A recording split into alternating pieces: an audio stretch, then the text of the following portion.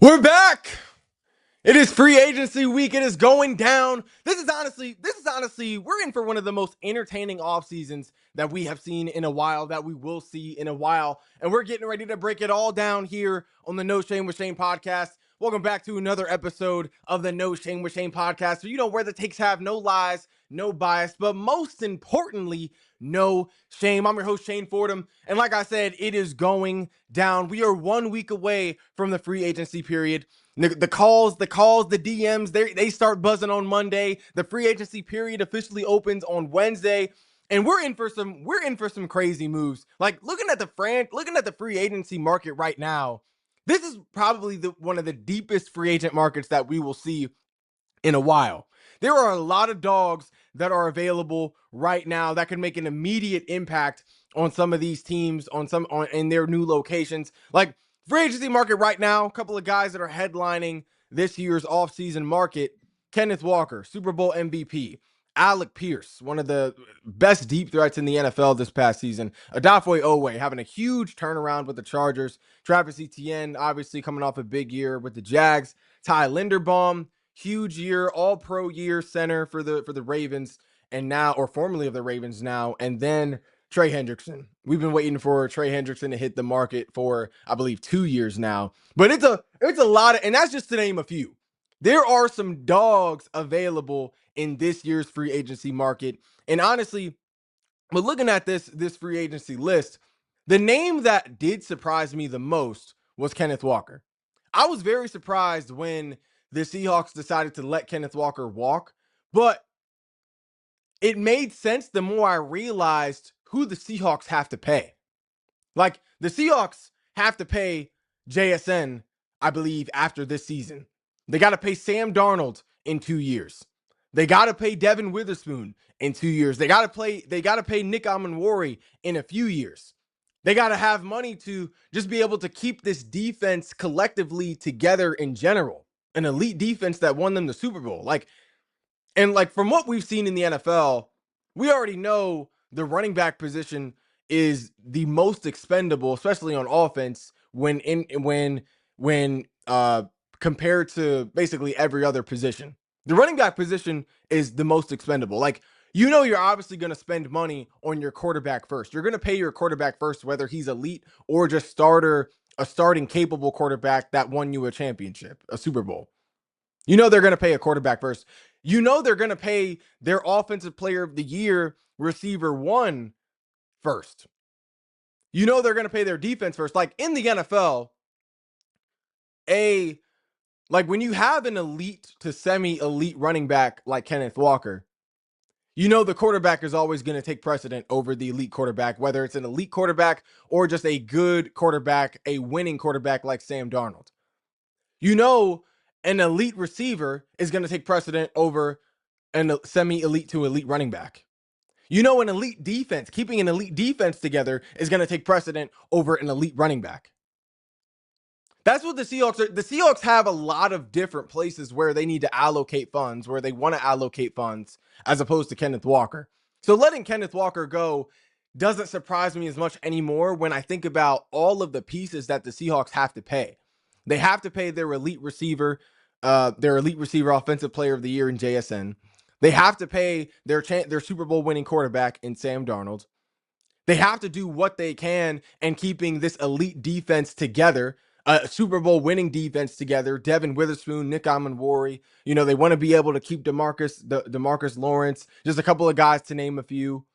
They want to keep these guys together. So letting Kenneth Walker walk does make sense to me the more I kind of just look at the roster of the Seahawks from top to bottom. But there are a couple other guys that are on the market now as well, not because they didn't get franchise tags, but because they got cut. They got released. Big names that got released recently over this past week. Kyler Murray getting released by the Cardinals. Patriots choosing to release Stephon Diggs. Chargers choosing to release Mekhi Becton.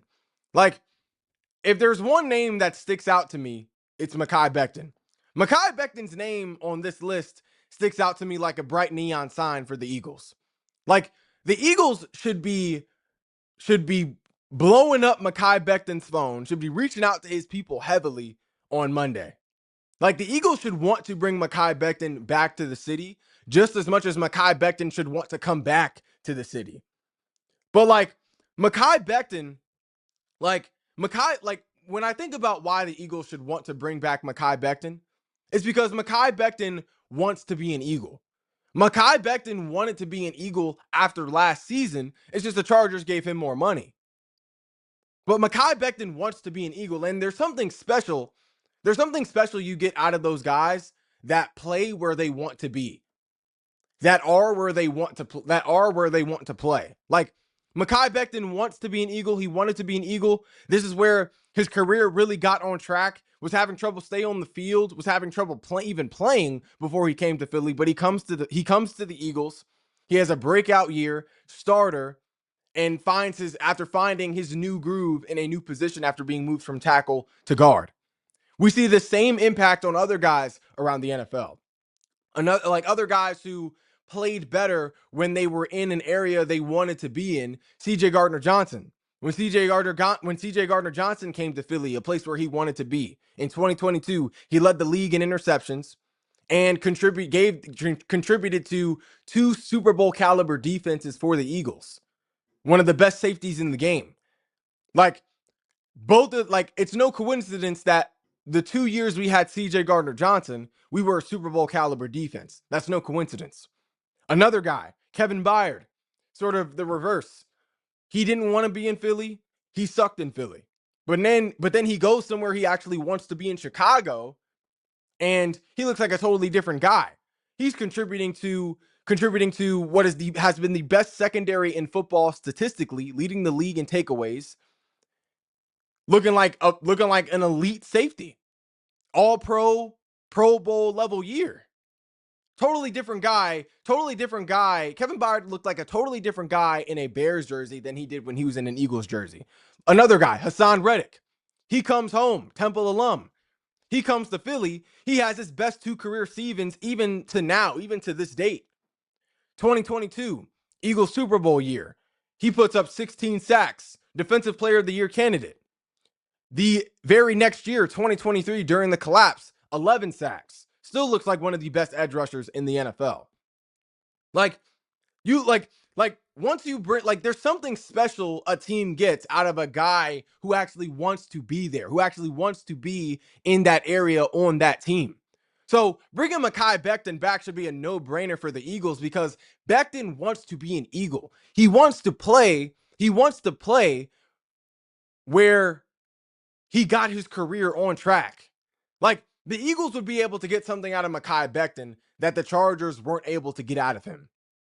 We were able to get something special out of Mekhi Becton when he was first here in 2024 that the Chargers were not able to get out of him in 2025.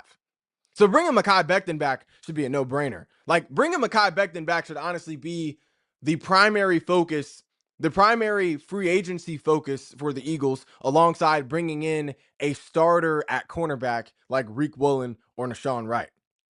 But speaking of interior, but honestly, like, another reason the Eagles should want to bring Mekhi Becton back is because I'm honestly scared of what this offensive line could look like in 2026 without him. Like, Cam Jurgens is hobbled right now. Landon Dickerson is hobbled right now. Tyler Steen didn't look great last season. Fred Johnson didn't look great last season. Lane Johnson is getting up there in age. Like, even just specifically looking at that interior offensive line, I am honestly scared of what this offensive line could look like in 2026, especially without Jeff Stoutland. So the Eagles need Mekhi Becton. Like, Mekhi Becton needs the Eagles, should want to be an Eagle, but the Eagles also need Mekhi Becton because of what we were this year without him. Bringing back Mekhi Becton should be a no-brainer for the Eagles. But honestly, speaking of the interior offensive line, another name that the Eagles should be looking at during this free agency period is Isaac Seumalo. Isaac Seumalo is available again. The Eagles should no doubt be calling Isaac Seumalo's people on Monday and trying to hammer out a deal to reunite him with the Birds. Isaac Seumalo, for those that don't know, was a part of that very first Eagles Super Bowl team in 2017 with Nick Foles. He's been in Pittsburgh, I believe, since 2022, but he's been one of the best guards, an elite guard in the NFL for, I believe, near 10 years now. Near 10 years. Like Isaac Samalu just last year, top 3 in pass blocking win rate, top 4 in run blocking win rate, like 97% success in pass block situations, 77% success in run block situations. Like Isaac Samalu hems up D tackles. Isaac Samalu hems up D tackles. He's familiar with the culture. He obviously has championship DNA. Not only has championship DNA, but championship DNA with us. Like, the Eagles bringing back Isaac Samalu would be a huge move this offseason, especially when you take into account the D lines, the D tackles that we are going to have to see this season. Like, having to play guys like Dexter Lawrence, Jeffrey Simmons, like having to see the guys that we will have to see this year. Deron Payne. You need a guy, you should want a guy like Isaac Samalu on your squad. The Eagles should definitely be phoning Isaac Samalu alongside Mekhi Becton for sure. But looking at other guys who were recently let go, another move that was more so predictable, another move that we could definitely see coming during at least from the regular season, is Kyler Murray. The Cardinals letting Kyler Murray go is definitely a move that was expected, especially since he lost his starting job to Jacoby Brissett during the regular season and has just had trouble staying on the field in general. But like, what pisses me off is as soon as we start talking quarterbacks, somehow Jalen Hurts catches a stray. Bomani Jones, immediately after the Kyler Murray news, went on his podcast this past week and said this. Do you rather have Kyler Murray or Jalen Hurts? I would rather have Kyler Murray. Would you rather have Kyler Murray or Brock Purdy? Ooh, okay. I would rather have Kyler Murray, but I can't confidently say he's better than Brock Purdy. And that's because this Brock,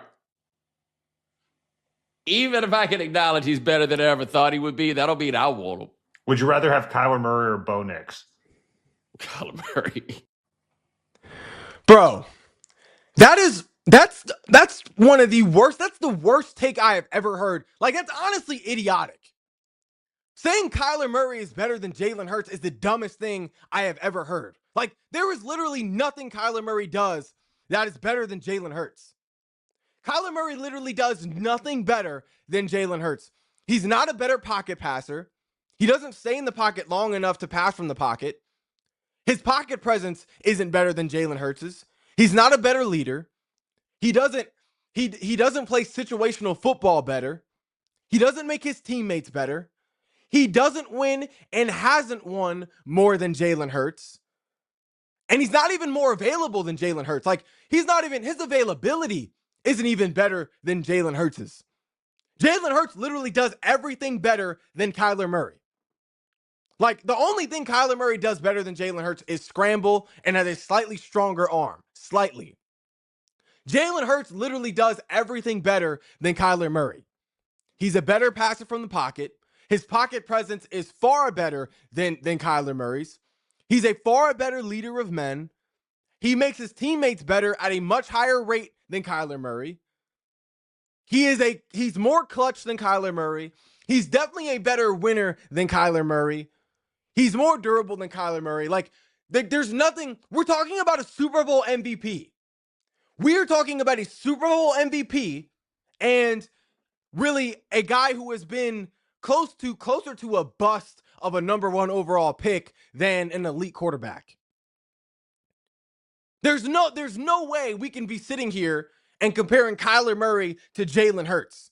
There's no way we're having that conversation.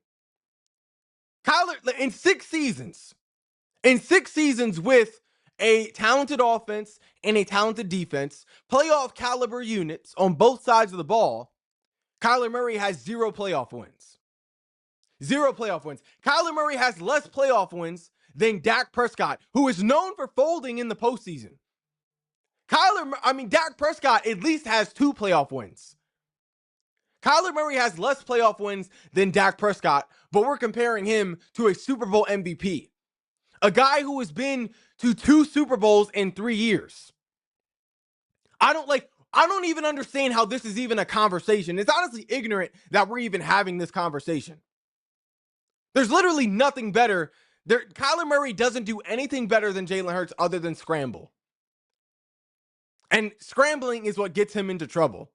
Like, Kyler Murray, when we're comparing Kyler Murray to Jalen Hurts, Kyler Murray could not have led multiple Hall of Famers with multiple Hall of Fame personalities to 2 Super Bowls. Kyler Murray couldn't have led Jason Kelce to a Super Bowl. Kyler Murray couldn't have led Lane Johnson to a Super Bowl. Kyler Murray couldn't have led A.J. Brown or Saquon Barkley to a Super Bowl. Kyler Murray couldn't have rallied a defensive line with guys with big personalities like Brandon Graham, Fletcher Cox, like Jalen Carter, like there's no CJ Gardner-Johnson. Like, Kyler Murray could not have led these guys, could not have rallied these guys, could not have garnered the attention of these guys and the attention of these guys in the locker room to do great things, the great things that we have seen our Eagles team accomplish. He could not have had that impact, that same impact as what Jalen Hurts has clearly had on the squad.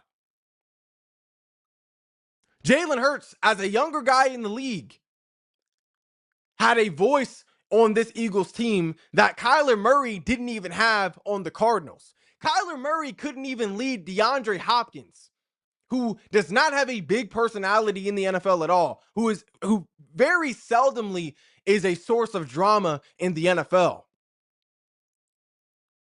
Like, there's no way Kyler Murray could have led these 2 Eagles teams to 2 Super Bowls the way Jalen Hurts did. There is no way. Like, Kyler Murray cannot be a better quarterback than Jalen Hurts, who is top 5, when Kyler Murray isn't even top 20 to 25 in the NFL. Kyler Murray isn't even a top 25 quarterback in the NFL. Like, I'm looking at the teams right now. I got 25 quarterbacks that I'm taking over Kyler Murray. 26 if I count Jacoby Brissett, who took his job during the regular season. I'm taking Bo Nix over Kyler Murray. I'm taking Drake May over Kyler Murray. I'm taking Trevor Lawrence over Kyler Murray. I'm taking old man Aaron Rodgers right now over Kyler Murray. I'm taking CJ Stroud over Kyler Murray. Josh Allen, obviously. Justin Herbert. Daniel Jones. Lamar Jackson, obviously. Joe Burrow. Obviously, Patrick Mahomes. I'm taking Shedeur Sanders over Kyler Murray right now. I'm taking Justin Fields over Kyler Murray right now. I'm definitely taking Cam Ward. Sam Darnold, who just won a Super Bowl. I'm taking Caleb Williams. You know I'm taking Jalen Hurts. I'm taking Bryce Young. I'm obviously taking MVP Stafford. I'm taking Brock Purdy, Jordan Love, Jared Goff, Baker Mayfield, Dak Prescott. I'm taking Tyler Show over Kyler Murray right now. Jaden Daniels, of course. Jackson Dart. Honestly, I'm taking 26 quarterbacks over Kyler Murray. 27 if you add Malik Willis. Kyler Murray cannot be a better quarterback than Jalen Hurts, who is top 5 overall, if Kyler Murray is barely top 30 in the NFL right now. Barely breaking that top 30 to top 28 list in the NFL right now. There's no way Kyler Murray is better than Jalen Hurts. There's no way. There has been no evidence to show that Kyler Murray is better than Jalen Hurts. Not on tape, not statistically, not games played, not based on locker room reports, not based on team reports. The fact that they got to make it a contractual obligation that this man has to watch film and stay off the game. Like, there's nothing that points to Kyler Murray being better than Jalen Hurts. Absolutely nothing. But like I said, we are definitely in for a wild offseason this year. not just because of the draft, not just because of free agency, but also because of the trades that we've seen so far leading up to free agency. A lot of those bigger name trades have been recently. Today, DJ Moore being traded to the Bills. The Bills finally getting a number one receiver. Trent McDuffie going to the Rams, filling a need they desperately had last season. And then David Montgomery being traded to the Texans. That one was a surprising one to me. First, looking at DJ Moore to the Bills. The Bills finally get a receiver one again in DJ Moore, but it doesn't matter because Josh Allen isn't going to do anything with it. The Bills getting DJ Moore doesn't matter because Josh Allen still isn't going to a Super Bowl, let alone winning one. He's not. Josh Allen is not like Jalen Hurts. Josh Allen is not like Jalen Hurts, who once he finally gets his number one receiver, he can win all of the meaningful games. He can maximize on that talent, maximize on that skill, and get the job done in the end. Josh Allen is not that guy. Josh Allen is not that guy. If Josh Allen couldn't get it done with prime Stephon Diggs and a young Gabe Vincent, he's not going to get it done with DJ Moore, Khalil Shakur, and Keon Coleman. Or not even Keon Coleman anymore. Like the Bills getting DJ Moore doesn't matter because Josh Allen isn't going to win in the end anyway. He's not going to win in the end anyway. Like, giving Josh Allen a number one receiver is not going to ensure that he wins in those and not only in the big moments, but collectively the big games. It's not going to matter because Josh Allen is not Jalen Hurts, is not a guy who will make the most of the talent around him. He's not. It doesn't matter. The Bills getting DJ Moore doesn't matter because Josh Allen still won't win a Super Bowl. So that doesn't matter. Trent McDuffie to the Rams. I think that's a huge piece. I think Trent McDuffie to the Rams is the difference between the Rams beating the Seahawks in the NFC Championship and getting to the Super Bowl and the Rams losing to the Seahawks in the NFC Championship the way they did this past year. Like, the secondary, y'all know, I've been exposing this Rams secondary really all postseason long. Like, the Rams secondary, especially with Forbes being their cornerback one, was the weakness of this team. It was the reason why they were losing the games that they were. They were in as their game. Some of their games were as tightly contested as they were because cornerback was a weak spot for them. Like, they didn't have a corner one that could truly contend and match up well with receiver ones, especially bigger receiver ones like AJ Brown, Mike Evans, even in their own division, Marvin Harrison, JSN. Getting a guy like McDuffie, he gives them a true lockdown corner that can play inside and outside, but that can also actually match up well with number one receivers. Having Trent McDuffie in that game on JSN in that matchup makes a huge difference than having Forbes on JSN for a majority of that game. Huge difference. So honestly, McDuffie could be the difference between the Rams being a borderline conference championship team and them being a legit Super Bowl contender, Super Bowl threat in 2026. So that's a huge pickup. David Montgomery going to the Texans, that's a move that definitely surprised me. But with David Montgomery going to the Texans and Kenneth Walker most likely at this point not being a Seahawk in 2026, the Eagles can definitely have the best run game in football as early as this season with Saquon Barkley and Tank Bigsby. Like, with David Montgomery and Jahmyr Gibbs splitting up, with Kenneth Walker and Tyler Charbonnet splitting up, the Eagles can definitely have the best running back duo in the NFL as early as this season with Saquon Barkley and Tank Bigsby. Like, we're talking about Saquon Barkley, an offensive player of the year guy, and Tank Bigsby, who at one point during the season was averaging about 10 yards per carry. Mr. Third down, Mr. Fourth down. Like, they honestly, Saquon and Tank could have been an elite duo this past season if they were in the right scheme, if they were in the right offense, if Kevin Patullo hadn't gotten in the way. Like, Saquon Barkley and Tank Bigsby in the right scheme, in the right flow, can definitely be the best running back duo in the NFL. Like, I don't see another running back duo in the NFL that can clear Saquon Barkley and Tank Bigsby this season after these trades. I don't see it.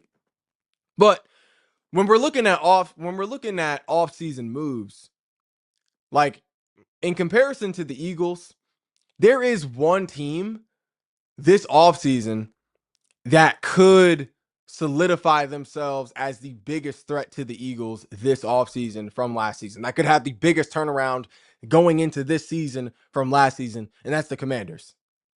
The Commanders are honestly in a position to be an elite team going into 2026. Like, the Commanders honestly are in a position to turn themselves into an elite team going into 2026, really being the biggest competition to the Eagles alongside the Rams and the Seahawks. Like, the Commanders have a top 5 biggest wallet right now in the offseason in terms of salary cap.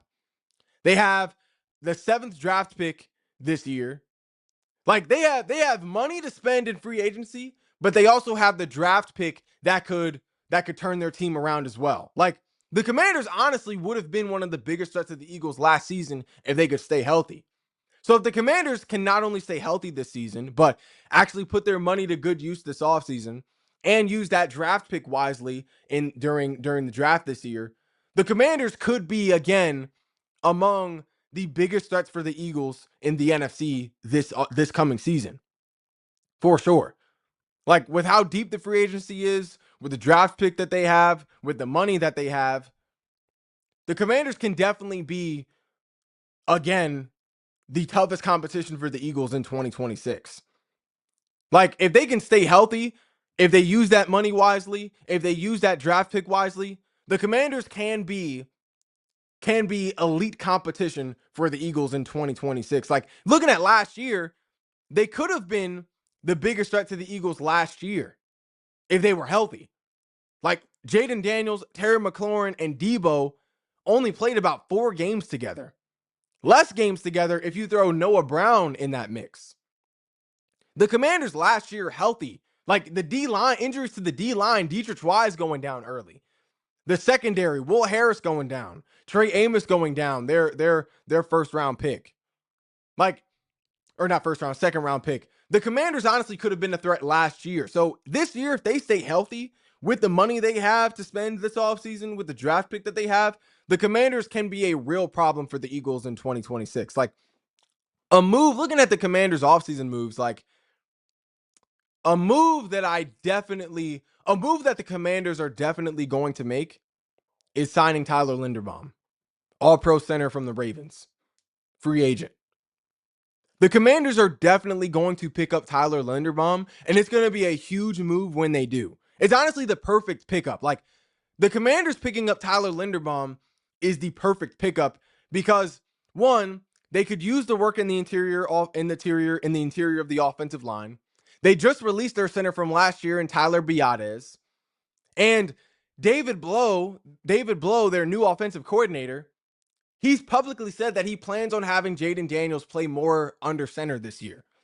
Jaden Daniels is going to be more under center this year. So if you're going to have, like, and you're not just going to have your quarterback under anybody. To have Jaden Daniels under center more, you have to be willing to invest in that center position. What better person to invest in than the all-pro center that is available right now that is looking for a new home in Tyler Linderbaum? Like, putting Jaden Daniels under center, it'll be good for the tempo of the offense. It adds a boost to the run game. And if you're going to put Jaden Daniels under anybody, you would want it to be Tyler Linderbaum. Like, Tyler Linderbaum is the perfect pickup for the Commanders because he not only fits one of their biggest needs at center, the fact that they just released their center from last year in Tyler Biadasz. He fits the scheme now that the David Blow and the offense are trying to have Jaden Daniels play more under center this year to help with offensive tempo, to help with the run game, to help with play actions. It wouldn't be a tough sell because he would basically just be moving up the road from Baltimore to DC, and it would be more money with also more of a chance of winning playoff games. Having a better playoff quarterback in Jaden Daniels than Lamar Jackson. So the Commanders are definitely going to pick up Tyler Linderbaum. I would not be surprised if we see that headline a week from now. that Tyler Linderbaum is going to be a Commander in the 2026 season. I think that's not only the perfect pickup for the Commanders, but it's also the perfect deal for Tyler Linderbaum. You can't leave Lamar Jackson and just play with anybody. So it's the perfect pickup for both sides. Great deal for both sides. And it's honestly a move that the Commanders could very realistically make, considering the money that they have and the need that they have. But a lot after signing Tyler Linderbaum, the Commanders should be very focused on bringing Kenneth Walker to DC.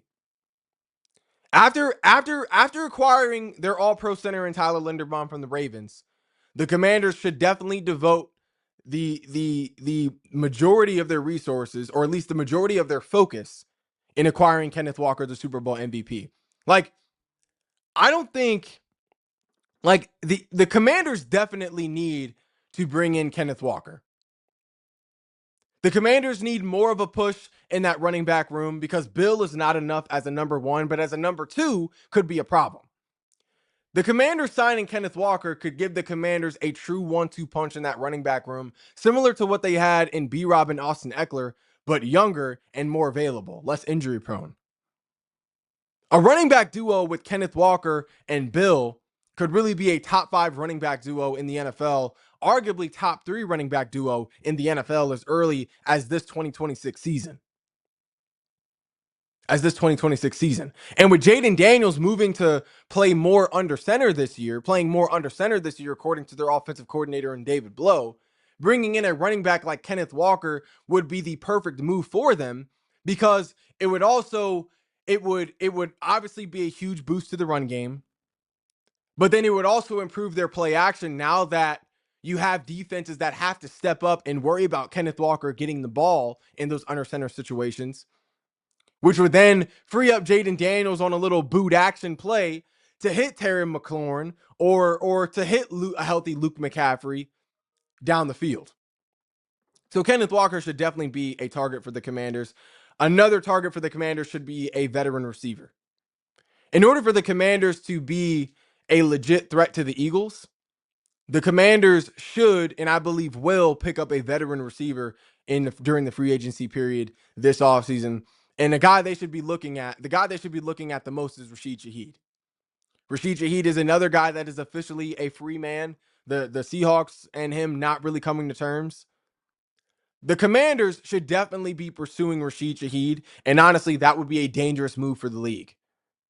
Dangerous move for the NFC, but definitely the NFL as a whole. Rashid Shaheed obviously can be a deep threat, but he can also be a Swiss Army knife type of guy, replacing the role that a similar role that Deebo Samuel had on the squad last season, but except he's younger and more explosive. Like a receiving core with Terry McLaurin, Rashid Shaheed, and Luke McCaffrey at the 3. Looking at Terry McLaurin, obviously an elite receiver. Luke McCaffrey, who showed flashes of what he can be as a deep threat. Obviously, Rashid Shaheed, just what he brings to an offense in terms of speed, in terms of versatility. That receiver trio could be an issue for not just the NFC East, not just the NFC, but the NFL as a whole. But looking at that receiver room, someone else who I think the Commanders should be willing to let earn their stripes is Treylon Burks. The Commanders should definitely be giving Treylon Burks a shot this season to really see what he can bring to that offense.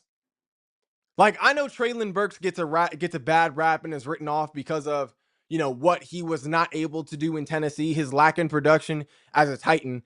But I feel like people aren't taking into account the quarterbacks that he had in Tennessee.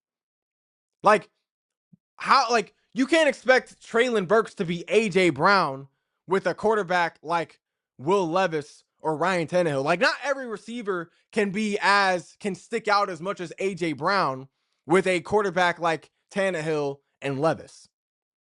Now that Treylon Burks has a quarterback like Jaden Daniels, we saw bits and pieces of what that could look like this past season just with Marcus Mariota in the backfield. Like, against the best secondary in the NFL, arguably in the Broncos, with a backup quarterback in Marcus Mariota, Treylon Burks had one of the best catches, if not the best catch of the entire NFL season in 2025. One hand grab in the corner of the end zone. Defender draped on him. Really reminiscent of obviously the Odell catch. Not as impressive, but reminiscent of the fact that it was a one-hand clean grab, defender draped on his arm, draped on his body.